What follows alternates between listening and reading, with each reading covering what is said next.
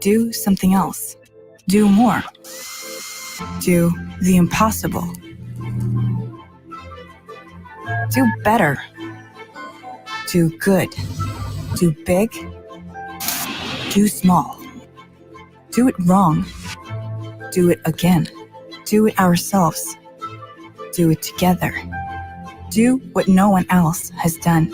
Do what will become big. Do the same. Do different. Do everything. Do something. Do new.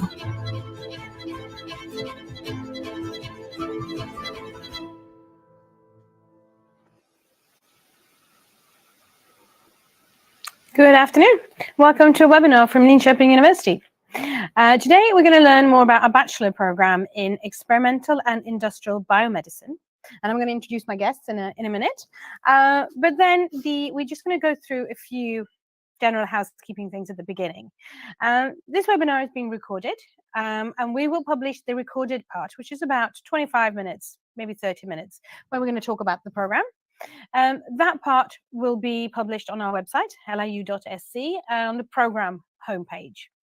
The Q&A section is only for those of you who are watching this live.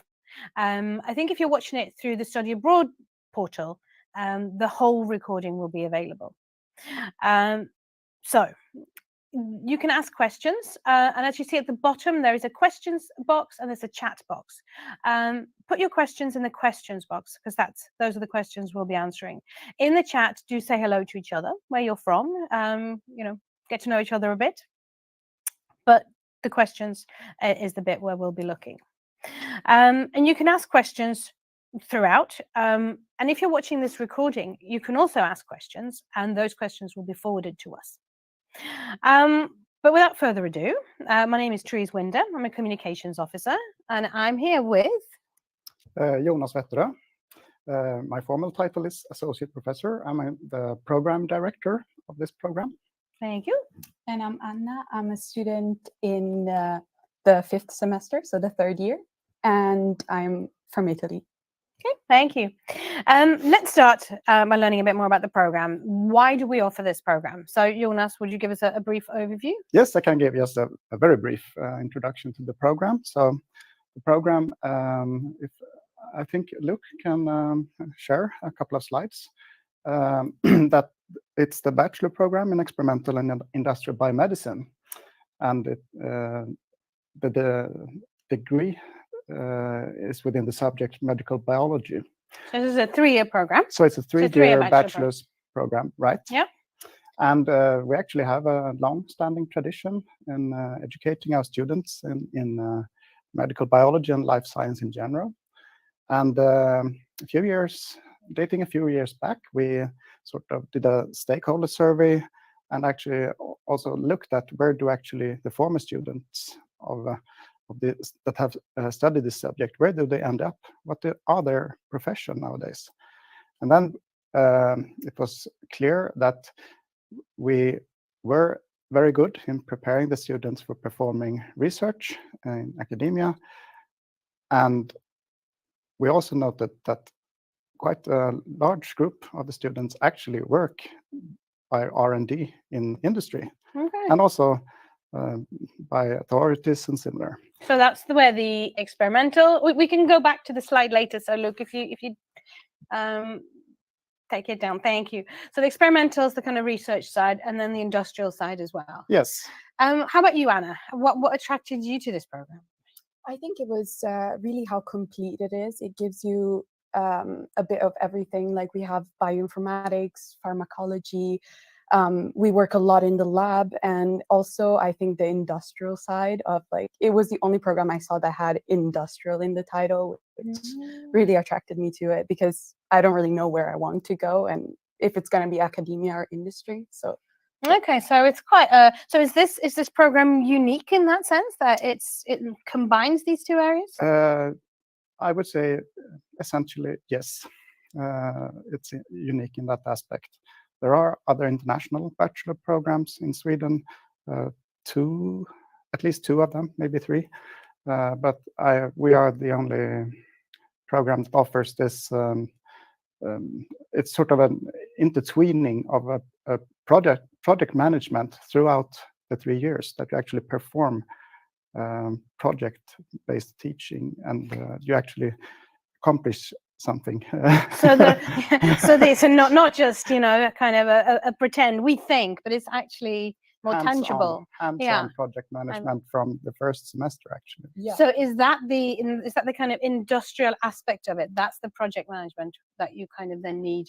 I think so, but you also have an opportunity to go into industry for your degree project. So I guess that is another side of it. Okay. Yeah. Let's have a look. So we can go back to the slide. We have. I wonder if we should have this slide or the next slide. This is basically just to tell you that, I mean, it is a medical biology program, and in this pie chart you can also see that we have a rather extensive portion and that is actually devoted to performing real projects, and we have a very long in relation to other bachelor programs. Our degree project is a full semester of performing a real, so you actually have a higher likelihood of actually performing real research, not just learning and touching upon a subject, but actually finishing a project as well. So this is the 30 credits means Yes. one whole semester. Yes. So you see that's a big one, and cell and molecular biology is a big one, but then project based courses, as you said, is also and that quite a big chunk. If we dig into those in the second slide, Luke, please, if you can move to the second slide. Thank you. So already from the first semester, when you probably remember this as well, but I mean, it's from the second week, you actually start in a project course in biomedical product development, and as a group, you sort of you are given a task, and you establish a method.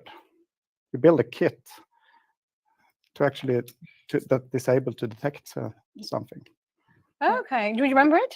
Yeah, a little bit. It was a while ago, but I remember us being really scared to start in the lab because we were very inexperienced, but then we came out of it very much more confident, and it was a really fun experience to work with your classmates and try to actually collaborate and come up with something. It was very nice. It would have been a really good bonding exercise as well, wouldn't it? I think in was. the second week where you have this kind of so when you say project course, that means you're in the lab, or is that kind of what you most of the times, yes. We do have bioentrepreneurship as well, which was not in the lab. It was more, I mean, we had it on Zoom, unfortunately, because it was Corona time, but it was more collaborating in groups and doing other things. But most of the times, project course means you're in the lab for the semester, actually runs through the whole duration. Okay. It's So it's not, because if we go back, we're going to flip, let's go to the second slide. But I think I want to see the third slide, and then we can go back to this one.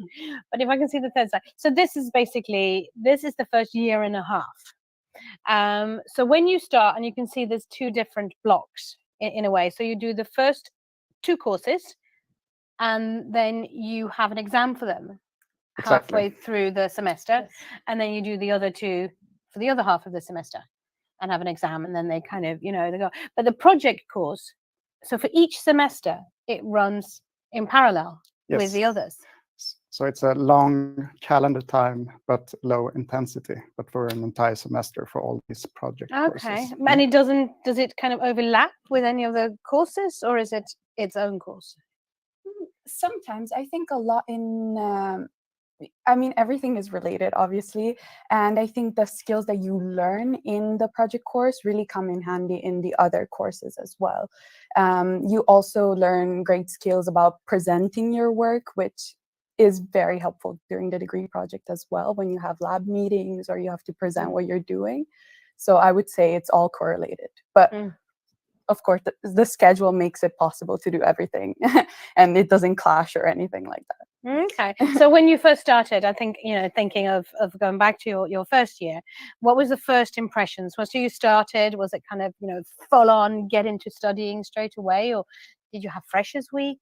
Yeah. I mean, we had Nollepe, which is the introduction week that other students gave to us, like the older students, and it was so nice. It was super well organized despite Corona times. I don't know how they did it. They managed to respect all the restrictions, but still give us a really, really fun, actually 2 weeks. But we got to meet each other, and then courses started.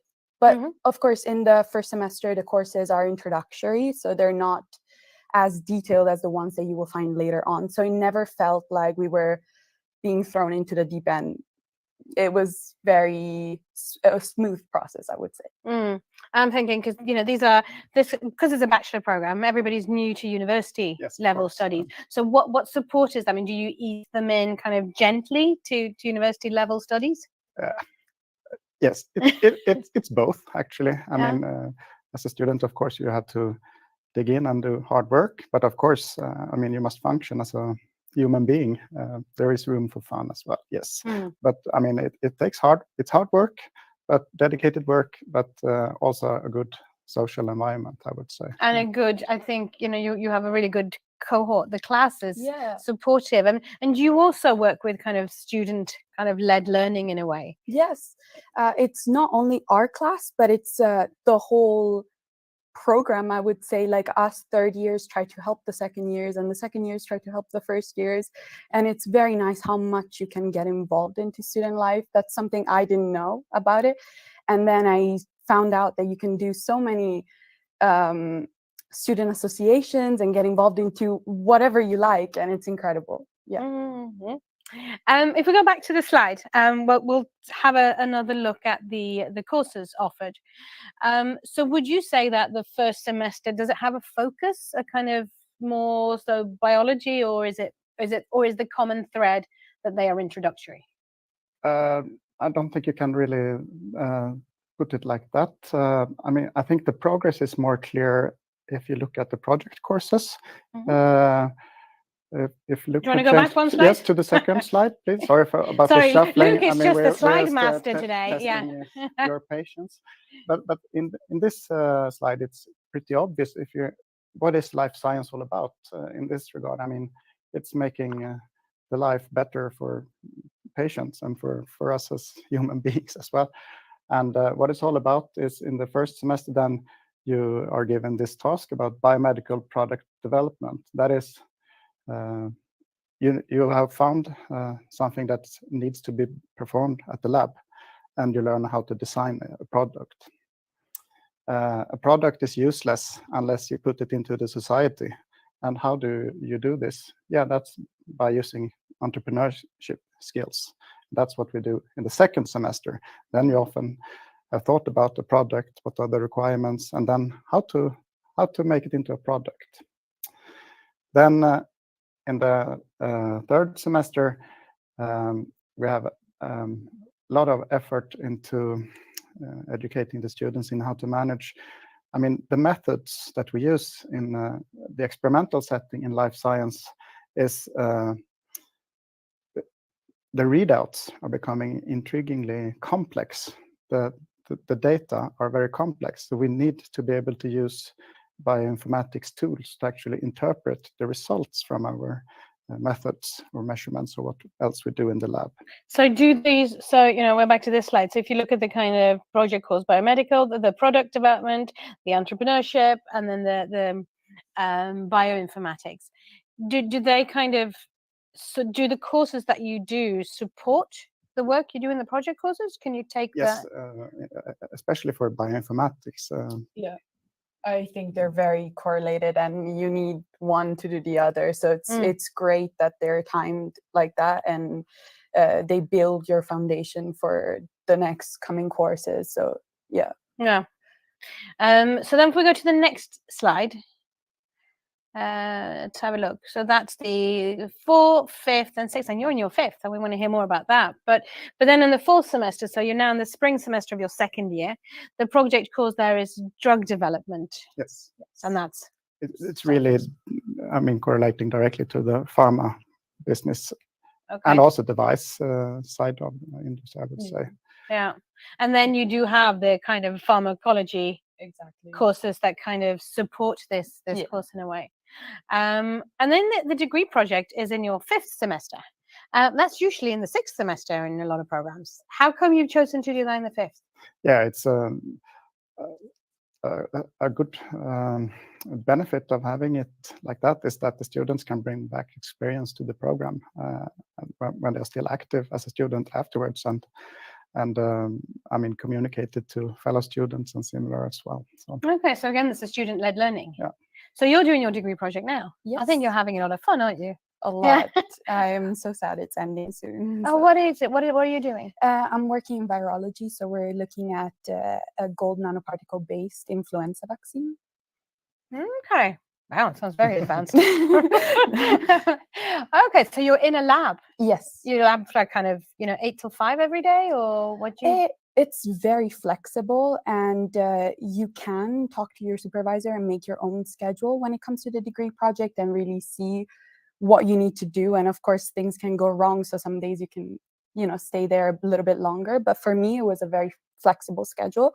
But for some of my classmates, I know that they were there from 9 to 5, but they were reading a lot and not working in the lab all the time. So reading papers and things like that to build up their knowledge for it.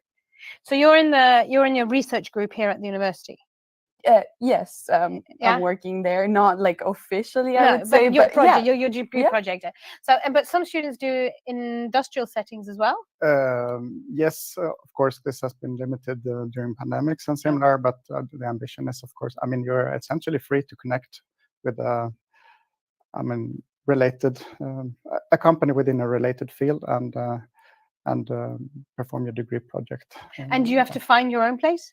Did you have to make contact? Yes, that was a bit challenging. You need to really start emailing early and try to find a spot where you most like it.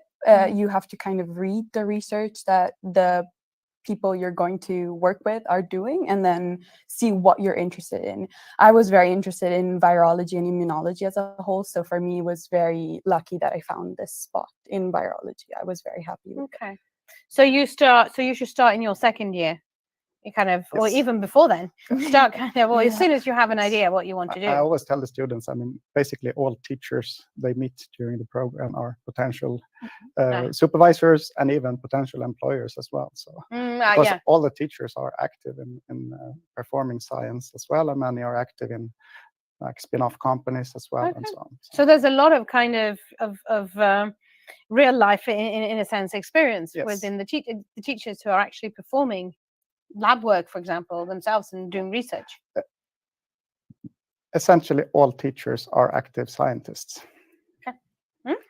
That's very interesting. Like sometimes we have lectures and they start off talking about their research, and it's very interesting to hear because maybe that's something that we will be doing in the future. So it's always very inspiring to hear what they're doing. Okay. And a good way of, exactly, staying friendly with them so you get a job. Remember that. Be nice to your teachers. Or be even nicer than you normally would. And industry links. I mean, so you have some of the teachers and they're actually in industry, or?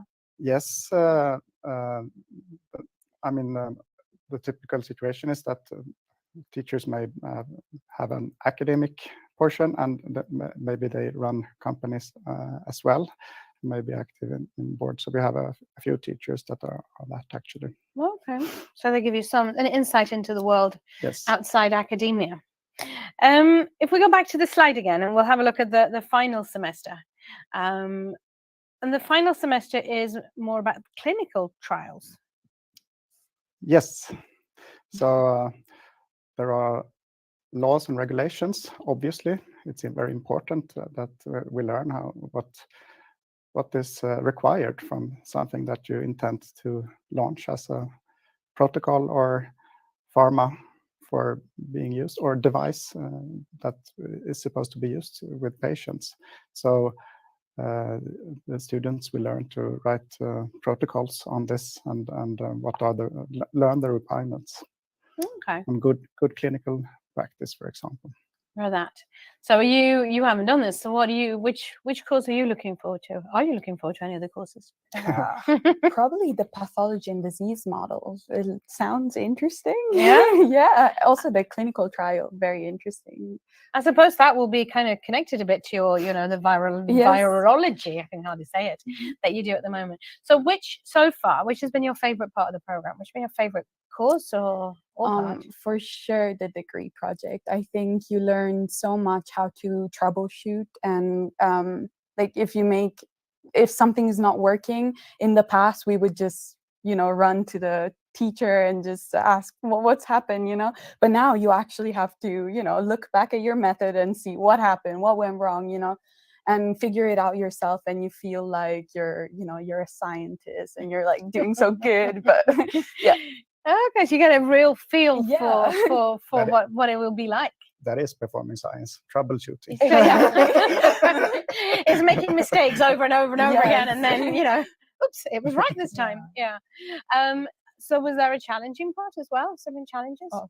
Yeah, for sure. Like sometimes I was performing ELISA and I had no results, and I would say, like, did I mess it up, or were there no antibodies in here? Like it was sad when you would see no results. Sorry. Yeah. Performing, what did you say? ELISA, it's a technique in immunology. Okay. I'm like, Eliza, is that a song, you know, for release, you know, but yeah. That's something you will learn in immunology. Okay, you will learn that. So, but you know it now, so you know you're a bit ahead of the game. Exactly. Yeah.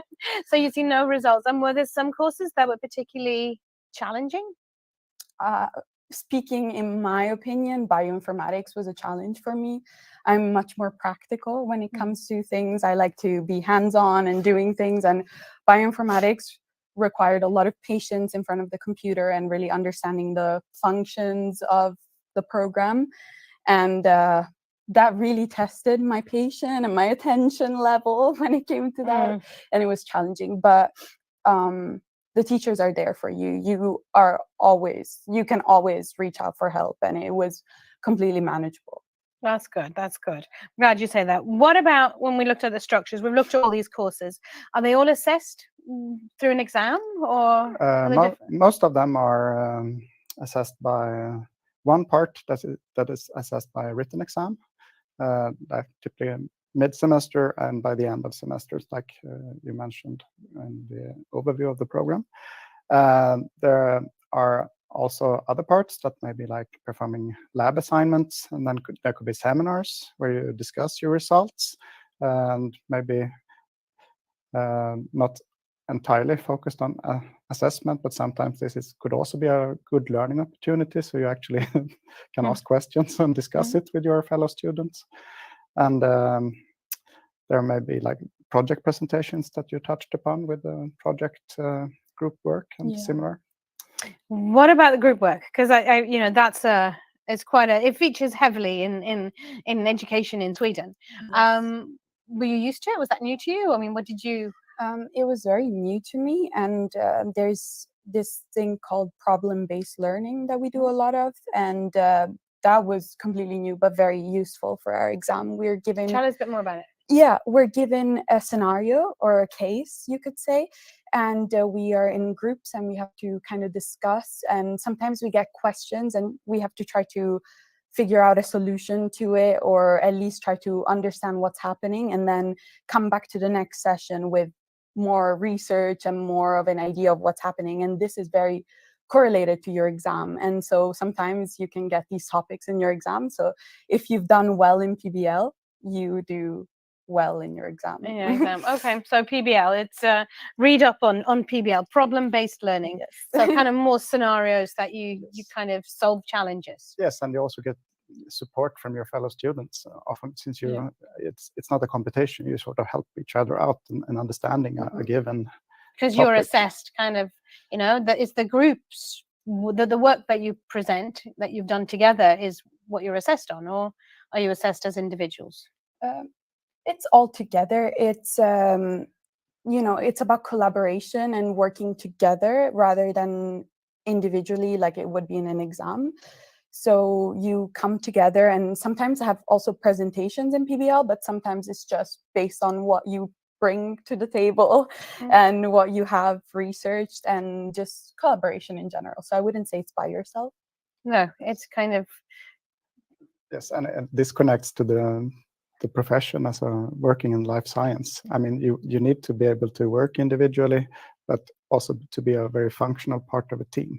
So that's why we do it. so take your own kind of responsibility, but your own responsibility for your own contribution to a team in a sense. Exactly. So you need those. So this kind of makes me wonder a bit, who is this program for? So we have the formal requirements of, I assume, chemistry, biology, and you can read those on the program page.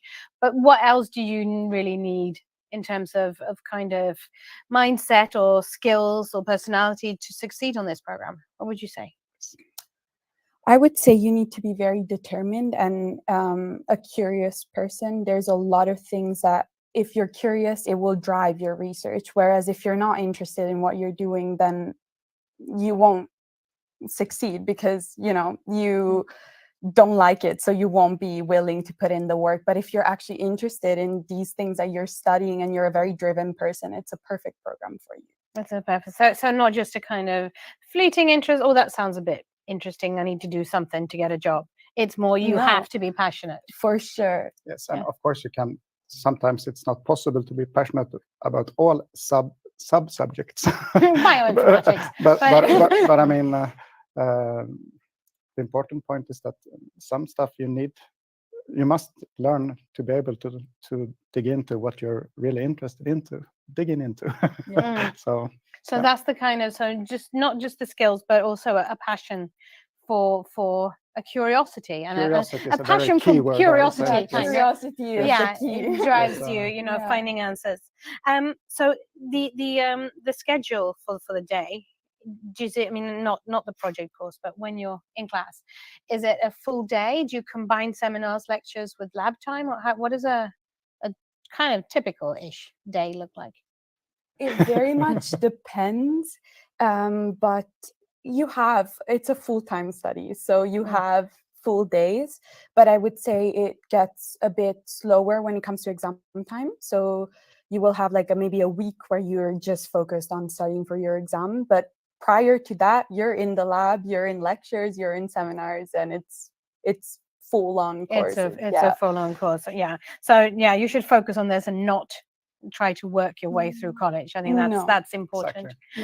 Yeah. But also, so the full-time, did you I'm thinking language skills. I mean, obviously we have a certain level of English. You need English IELTS 6.5 equivalent, TOEFL 90 equivalent. But you need to be really confident in English, don't you? Because I gather there's a lot of reading if you do research. Yes, and also you have to read so many articles and scientific literature, which is an advanced, I would say, level of English. So you need to be confident, and you really need to understand the things that you're reading. Otherwise, it will be a bit of an issue. So it helps being quite a fast reader. Yes. Yeah. Yes, but it's not that you need to speak like perfect Oxford English. No one does in the program, I would say. But you need. It's an international English, I would say. No, you need it's to like have, a melting pot of people from all over the world. So you don't need to sound perfect, I suppose, and you don't need to necessarily, be perfect. But I think what I'm trying to get at is you sometimes get a result in your tests, and it looks good, and then you actually in the environment when it comes to writing, reading, and you you can practice obviously by reading a lot before starting the program. But it's that getting used to kind of taking in information in a language that's not your own. So I think that's I think we've talked for half an hour. So we're going to open up for questions. Loads more things I want to hear from you too, but we're going to open up for questions. But before we do so, I'm going to say goodbye to those of you who are watching this recording on our website. Thank you for having joined us or having watched this. You can learn a lot more if you have a look at our international program students at LIU blog. I think we have one of your first year students now blogging actually, but there's also master students who are blogging there. But you can learn a lot about daily life here, but also application process, getting here. So it's a really good place to find, kind of learn from the mistakes in a sense of your kind of your elder peers. Also have a look at Instagram. Instagram is run by our students, so they have a week each. Again, you get a really good insight into life here. There's a podcast called Fika with Us, and one of your, I think she was a year older than you, so she just graduated, Julia, has been in a lot of those podcasts and can tell you again more about life here and just to kind of be prepared really. And then obviously have a look at the program page. Do make sure that you know what you're applying for, what the specific requirements are. Do you meet the requirements? If you're unsure, attach syllabus when you do apply, and the deadline is in January. So thank you for having having watched this recording. And now, those of you who are here or watching this recording on the Study Abroad portal, there's a lot of things to remember here. We are going to open up for questions from you guys. So I hope there are some questions. There are. So we have received several questions, and thanks everyone for having joined in. A live audience, as mentioned, we will now take their questions. If you watch the recording, you can still write your questions, just to emphasize that as well. Anyway, let's start off. Rukshona asked, what criteria do you follow when selecting people? Oh, I'm actually not, which is quite good. I'm actually not really, as a program director, we have a separate part of the university that do this, because this is a very formal decision.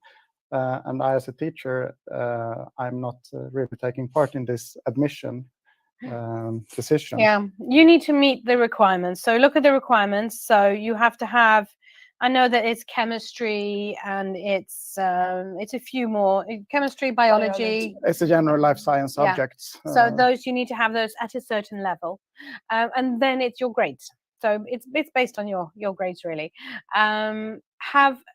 When you look at universityadmissions.sc, you can find country specific information under bachelor, how to apply for a bachelor's program.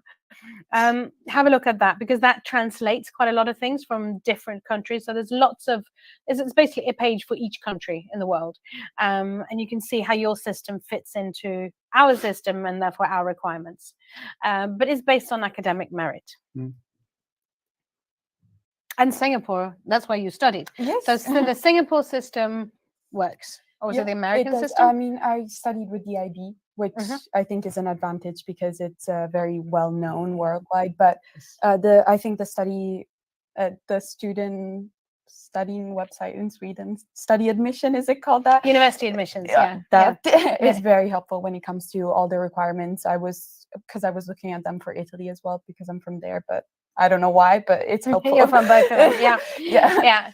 So have a look on that website. All right, it's popped up on your screen right now. So we try to make it easy for all of you. Just click on the link. There it opens up to the university admissions website, and also the application website is in the chat actually. So you can have all the links already there and browse at ease through it after the webinar. Let's continue with some questions. Philip is asking, how many students are usually admitted in the course? That I can answer. The target is usually around 45 in the roll call, but we admit students by 2 rounds of admission. So sometimes this mismatches a bit, but this year we were like 52 or so. Okay, so 52 in the first year. So we are. I mean, it's a popular program. Yeah, it's a big, because I remember it when it first started, and I think there used to be 20. No, it's a full program. It's a full program now. It's been so. Yeah, and how many are in your year? I think we started off with quite a few. I think we were probably the biggest year, I would say. I'm not sure, but now we're about 40. Yeah. So 40. So it's quite a big program. Yeah, but- And I should mention there's about 2 application rounds because you're in Yes. both rounds. So Yes. you're both one round is what we call the international round, and the deadline for that is 15th of January. For this round, if you're a non-EU citizen, you need to apply in this round because you will get your results on the 30th of March. And that gives you, and then you have to pay the fee, because then there is a tuition fee, which is about 14,000 euros per year. You need to pay this and also apply for a student visa, student residence card before the 1st of June, because it takes ages. It takes, ages, a couple of months. So that is ages. But it has to be done through our kind of embassies or consulates. So it's, if you're a non-EU citizen, you really do have to apply in the first round, because it gives you enough time, really. The second round is what we call the national round, and that's where all Swedish programs are advertised. And your program has been, I think, is it actually advertised on university admissions? Yes. Yeah, because so it's in English, because I think the process previously has been in Swedish. But that is for Swedish and EU nationals. The results won't come out until end of June, mid-July. Exactly. So mid-July, you will find out if you've been admitted or not. And the program starts in August, end of August.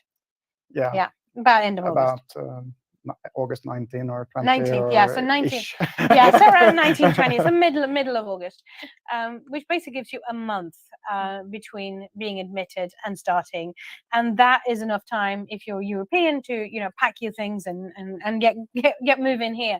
But it will not give you enough time to go through the whole student visa process. So that's the two rounds. But do come early because Lippe is fun. The reception week is really fun. So And that's the beginning of yeah, August. it is. Yeah. So yeah, we do have one of Northern Europe's, kind of Sweden's biggest student reception periods, and it's a few weeks, and it ends with this big concert where it's usually a secret till the very end, and then quite a big artist usually comes as a free concert on the campus grounds. But I think it's good because you also need to look for accommodation, and I think getting to know the city is a good idea before you then kind of get straight in, because you will get straight into studying once the courses start. So get familiar and learn about your new home before you start studying. Long answer to a short question. Lots of useful information. Thank you. And leading into that, you mentioned housing. So Agustin was actually asking if there's a campus where I can live. Where do you live? I live near the city center. Okay. So do you live in student accommodation? No, but I used to. I used to live in a corridor room. Okay. So I had that experience for the first 6 months, and then I moved in with one of my friends from the program. Oh, okay. Yeah. Oh, so you're doing flat share. Yeah, that's fun, because I think a lot of our students they live in a student corridor, and a student corridor is 8 rooms, you with your own bed and bathroom, and the shared kitchen and living room. And I think that can be fun. It is really fun. Yeah. It's really nice. Yeah, and it's a mix of nationalities. So many people, and there's occasional parties and places where people hang out together. So it's a good opportunity to really start your living there. I think it's really nice. Yeah. So I think you have some of these buildings have got several corridors. You've got a corridor there and then a few floors up and across the court kind of. So I think there's a lot of student accommodation, and you apply through Studentbostäder or Heimstaden. And Studentbostäder use Q points, so you should sign up as soon as possible. I think we might have a link for our accommodation pages. But you should sign up as soon as you start thinking about wanting to come here, because you get 1 point per day. Heimstaden are different. I don't know if they use points. I don't know if you use them. No. I think they don't, but I got it because of COVID. Like some people weren't coming, so I managed, which was very lucky because it's hard to find housing in Linköping. It can be difficult. It can be, but I think most people are fine after. You know, you might not be all right the first week or two, but don't despair. There's always somewhere to live, and then it kind of settles after a month or so. Usually, I would say so. Yeah, it's just in the first week it can be challenging. It can be a challenge. So get in the queue. Get in that housing queue, start gathering points, and talk to Heimstaden or email, because Heimstaden you can also come. You can actually apply for housing through them in May or June, whereas Studentbostäder won't open the application for properties until the results are out in July. So there's kind of a difference in how they do, but those are the two big ones. And then you can also have a regular flat with friends. Exactly. If you meet good friends in the program, which you probably will, so it's a good opportunity. So you're near the hospital. Yeah. It's nice because we study mostly there, so it's and that's good. the majority of. We have two campuses in Linköping. One is here, Campus Valla, which is where we are now, which is kind of the biggest campus, and it's like 6 kilometers outside the city center. And the hospital and the university hospital campus is much closer to the city center, and you're right next to the hospital. So. But everything is biking distance, and it's so nice. I think it's something that I really never experienced, and it's great that you can just cycle everywhere.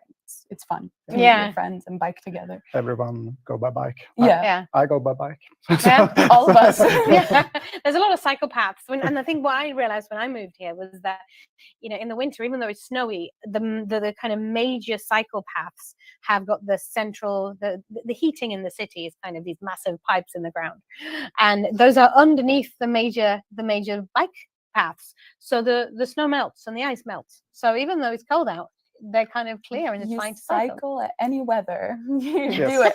There's no bad weather, only bad clothes. True. I hope that answered your question. I hope so too. I'm sure you already gave useful information and answered some of the questions. I saw some more questions about how to find the apartment. We shared the link to the accommodation page that you indicated. So there you find those housing options that were mentioned. So next question from Ekaterina. She's not from the EU, she's from Russia. And is it a problem with the citizenship or visa? What can you say about that, non-EU? Generally non-EU. They are welcome. Do you have any from Russia on the program right now? Yes. Yeah. Yes. First, second year, third First year, I think. First year. So I assume they came in the summer. So it's fine. You just need to meet the requirements. We don't discriminate against any nationalities. No. Everybody is welcome as long as they meet the requirements. But make sure you apply. If you're from outside the EU, make sure you apply by 16th of January. So make sure you're in the international round, because you will have to travel. And I think you now have to travel to the embassy to leave biometric information. So you need to make sure you have time to do all this. So don't wait. Okay, thank you. Next question from Nicolas. He's asking, what is the cost of living in Sweden?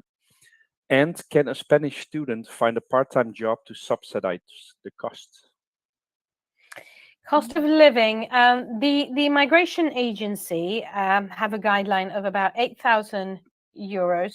No, 800 euros. 8,000 euros. I know, it's like only rich people can come here. 800 euros per month. That's the guideline. And if you're from a non-EU country, you need to have that in your account for 10 months. So you need, and that's where the 8,000 comes in. So you need to have 8,000 euros to prove that you can actually cover your expenses while you're here. What is it in reality? Is it about 800 euros? I would say so. Generally, I don't think Linköping is as expensive as other bigger cities. I mean, I lived in Singapore, so that is known as a very expensive place. So to me, here is not as expensive. And I think also compared to Stockholm, it's a lot cheaper. But especially housing. Yeah, housing especially. So Yeah, and I think you save on travel costs because you can cycle everywhere, and I think the one thing that you have to learn to cook, because the one thing that's expensive in Sweden, I think, is eating out. So students cook their own food. There's lots of microwaves on campus, so a lot of students kind of just take their own food and they heat it. So make sure you get there before 12, just 11:45, and you won't be in that long queue. But, so I think this is really good advice to learn to cook. Exactly. A lot of people cook together in the kitchens, in the corridors. in the corridors, and mix of cultures. It's really nice. You get food from everywhere. So that's a nice aspect. In terms of part-time work, I would say it is difficult to find. It is difficult to find if you don't speak Swedish. You'll be competing with Swedish students, and that's like thousands of them. Is there anybody in your program who's actually working? I know a few people that are working, but they have a bit of a knowledge of Swedish. And I also think some people might have found like small jobs in the university, like working with the Instagram account or things like that. So it doesn't support you in any way, but it gives you a bit more pocket money. Yeah, of course, during non-study periods, it's probably easier. I mean, during major holiday seasons and whatever, when companies need extra hands when people want their vacation. So if you're willing to work in the summer, you it's easier to find something. But I wouldn't. You don't need to be. You'd want to avoid being in a position where you have to rely on a job to kind of to carry your finances through your program. You need to have the funding in order before you come here. And then if you do find a part-time job, which needs to be really flexible, that's extra pocket money in a sense. I think that's the important thing. The best way. That's how you kind of have to approach it. And also the program is a full-time program, 40 hours a week. And sometimes something goes wrong in the lab, as you said, and you have to stay late, and you need to have that flexibility. And it's since you work in groups with other students, you can also become very annoying to the fellow students that rely on your effort to accomplish a given task as well. So it's kind of, we would try and kind of steer you away from that path, really, I'd say. Any other questions? Great. Yes, we do have a couple of questions. More, Victor was asking, how much time is it for lectures on average per day? Ooh, that's a hard one. I mean, a lecture is like less than 2 hours, I would say. 2 hours. 2 hours, is a typical lecture. Yeah, 2 hours, but you have a break. So I didn't count that in, which is really nice. You have a fika break kind of thing, 10 minutes. Fika is where you have coffee and a bun usually. Do you buy buns? Do you Yes, they're so good. Buy them. So you have one lecture per day? Because I saw you had, when you looked at the structure before, you tend to have 2 courses and the project course. So you have 3 things going at the same time. So it varies a lot over the week. Some days are extremely busy, where you may have two 2-hour lectures before lunch, and then maybe you have a lab class between 1 and 5. Other days may be totally empty in the schedule. So it depends a bit. It varies. So it varies. So lab sessions are what, 4 hours? Yeah, project course can be quite long. Like usually it's 1 to 5. But then if you're done early, you can leave. But it's nice to get that experience in the lab. I think if you have the time in the lab, use it. Use it. That is my best advice. So I hope that helps. The answer is it depends. Yes, it's very flexible. Yeah. Okay, great. Thank you. Next question from Nicolina. She's asking, is it possible to apply for a transfer from an AP degree in Denmark, which is in chemical and biotechnical science? Transfers. Never received that question. I know for sure that we have 2 or 3 students in the program that have studied these AP programs in Denmark before. Do they start? They started from scratch. but once you have started, you can apply for formal crediting. But I haven't received any formal No. applications on that. So No. So you could. So you basically have to apply as everybody else. You get admitted to the program, and once you start, then you can apply for, getting credits for what you've already done in your exactly. AP. Yeah. So there is no way of, or is there a way of getting straight into the second year? Well, we don't know. Maybe, but I'm not Maybe. aware of it. So we have to investigate. Yeah, further. it hasn't been done yet. But if you are interested, send us the question in writing, and we'll see. Yeah. Okay, thank you. Another question that came up was from Scarlett. She's asking, how can you upgrade your application if you already finished high school and obtained the diploma? In other words, I cannot improve my grades anymore. How can she upgrade the application? Not sure how to operate it. How can she improve the grades if you've already graduated from high school? Is there a way of kind of taking classes to? I don't know that. I don't know. Could you do one of those techniques boss or that some people do? Or is that not the right subject? I don't dare to answer that because I don't know the answer. No. is the honest answer. No, I think I don't know if there's any. I mean, if you're a Swedish student, there are ways in Sweden that you can do it. So yes. I assume this is a bit like you have to look at what you can do in your own country, Yes. I would say. Yes. Because here, there are ways of doing additional courses to increase or to supplement your grades, but you might, again, it's another one of ask send us the question in writing, I think. But I think you need to speak to some kind of study counselor maybe in your country. Okay, all right, I hope that helped Scarlett and others as well. These were the questions we've received so far. So we have a minute or so left for any last question. If you still have any, this is the time. Ask it. Also, just to emphasize, for people that watch the recording, you can still write your questions. So by all means, take advantage and do that. They will be sent through to the staff of Linköping University. And of course, they cannot answer you live here, but they can come back to you probably by email. And if you have missed a part of it, this is being recorded. So when you're watching this through our portal, the Study Abroad portal, you can actually stay on and it restarts within a minute or so. So you can actually catch up and see the start again. All right, let's see if there are any other questions. I don't think at this stage there are. We actually do have a question for the audience in that case. I already asked a couple in the polling. They've been popping up, and everyone, thank you for having answered those already. If you haven't, then please do let us know your feedback. I'm publishing a last poll right here on the screen. How do you feel the session went? So we hope it went well. I hope you're giving us all 5s. Let's see how we did. Grade us. It's time God.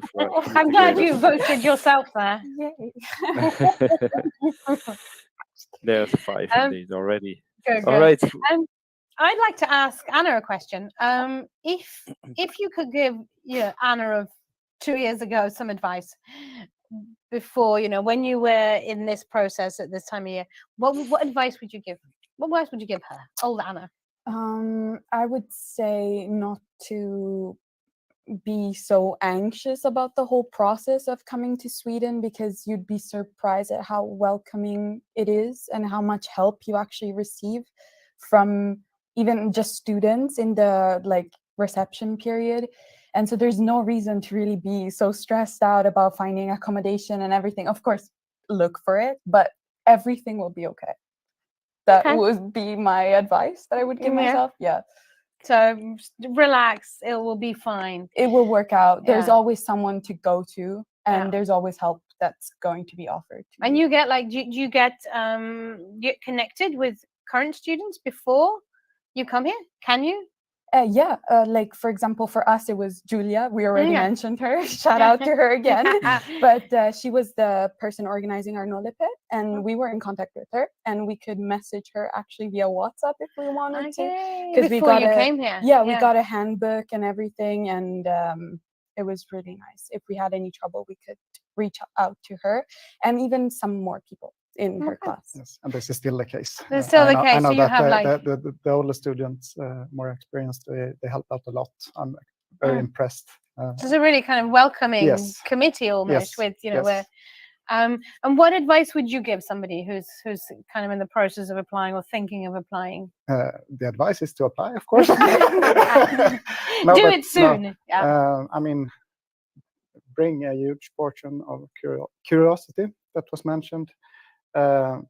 Be prepared that you need to be dedicated, work hard, but there is room for being very socially active, and you should be socially active as well, because that's, I mean, that's part of your, I mean, it's so important both from your well-being and also from being able to function in the future professional life. It's about meeting people also after you have graduated. So Yeah, and then finding jobs later on, Exactly. often in industry or labs. it's networking. In this Yeah. business, most jobs are probably not advertised. Yeah. They are there because you are there. So network. So good tips. Thank you. Are there any more questions? I think there is actually the question from Victor came up. Is there a student's loan? Only if you're Swedish. For Swedish students, yes, there is. International students, I think you have to look in your home country. I know that there are students that have similar systems as the Swedish national system, but from the home country then. From the home country. I've forgotten which countries it is specifically, but I've helped out with certificates. And Yeah. I know from India you can get loans, for example. Germany as well. Germany as well, yeah. Yeah. So there is. So you have to have a look in your own country, because the Swedish loans are only for Swedish nationals. So yeah. One more question. Nicolina is asking, because she mentioned get in touch with us in by email. So she's asking for the email address. I put on the screen now the contact page from Linköping. So there, I just know that you can find already more information, contact details, webinars actually are there as well. Is there any other email we can supply through the chat? No, I think it's the contact us, or you hit reply on an email that you've already had from us. I don't know if you've had any, but it's yeah, that's the best way. Okay, great. Well, then, having said that, those were the questions. So we can round off the session. All right. Well, thank you, both of you. We haven't talked about the career part, but you know, it would. I think what happens after, but there should be information on the program page. And most people are in labs, or they continue the research path. It's or research management, research and development. I mean, making up new stuff that makes the life better for people, basically. Well, yeah. What is it? Not all heroes wear capes, isn't it? Something like that. But anyway, thank you very much for having joined us, and thank you for your questions. As we've mentioned, the program page is really important to have a look at. You'll find the information there. The blog, the pod, the Instagram account. So those are really, really good sources of so much information about the university, about the application, about how to find accommodation, second-hand shopping. I mean, it's anything and everything that you know is important in a student's life. And if you have questions, just either hit reply or you ask a question through this, and it will be forwarded to us. And thank you, Jonas and Anna. It's been really interesting talking to you. Thank you. And thank you for having joined us. Thanks. Bye. Bye. Bye. Bye-bye.